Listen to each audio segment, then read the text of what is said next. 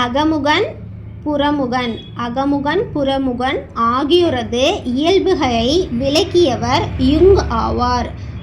யார் விளக்கியிருக்காரு? அகமுகன் புறமுகன்னா யுங் என்பவர் விளக்கியிருக்காரு. 7 முதல் 12 வயது வரை உள்ள பருவம் பிள்ளை பருவம் ஆகும்.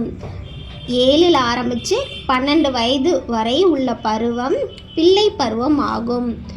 5 முதல் 12 வயது வரை உள்ள குழந்தைகளின் நரம்பு மண்டலம் 90% வளர்ச்சியடைகிறது. 5 வயசுலேருந்து 12 வயசுக்கு வர குழந்தைகளுடைய நரம்பு மண்டலம் 90% வளர்ச்சி அடைந்ததாக இருக்கும். அடுத்ததாக 3 முதல் 6 வயது வரையுள்ள பருவம் இளங்குழந்தை பருவம். 7 to 12 பிள்ளை பருவம் அப்படின்னா 3லேருந்து 6 வயது. இப்போ இளங்குழந்தை பருவம், குழந்தை கிடையாது, இளம் குழந்தை பருவம். அடுத்து 1982 எம்ஜி ராமச்சந்திரன் கொண்டு வந்த முக்கிய திட்டம் என்னன்னா முதலமைச்சர் சத்துணவு திட்டம். 1982 முதலமைச்சர் சத்துணவு திட்டம் எம்ஜிஆர் கொண்டு வந்திருக்காரு. 14 வயது அனைத்து குழந்தைகளுக்கும் ஆரம்ப கல்வி அடிப்படை உரிமை என்பது இந்திய அரசியல் சாசனத்தின் பிரிவு 21A ஆகும். இந்த அரசியல் சாசன பிரிவின்படி 21A படி 14 வயதுக்கு உட்பட்ட அனைத்து குழந்தைகளும் ஆரம்ப கல்வி அடிப்படை வலியுறுத்துது. 12 முதல் 18 வயது வரை உள்ள பருவம் குமர பருவம். 12 வயதிலிருந்து 18 வயது வரை உள்ள பருவம் என்னது அப்படின்னா குமர பருவம்.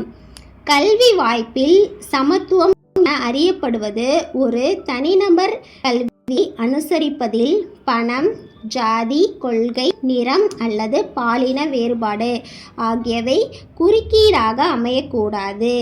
கல்வி வாய்ப்பில் சமத்துவம் சொல்கிறாங்க அப்படின்னா ஒரு தனிநபர் கல்வியை அனுசரிப்பதில் பணம், ஜாதி, கொள்கை, நிறம், பாலின வேறுபாடு இதெல்லாம் குறுக்கீடாக அமையக்கூடாது.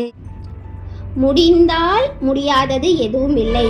இந்த கூற்று எந்த கற்றல் விதியை சார்ந்தது அப்படின்னா பயிற்சி கற்றல் விதியை சார்ந்தது. பயிற்சி விதி, கற்றல்லையே பயிற்சி விதி தான் முடிந்தால் முடியாதது எதுவும் இல்லை என்ற கூற்றுக்கு எக்ஸாம்பிள்.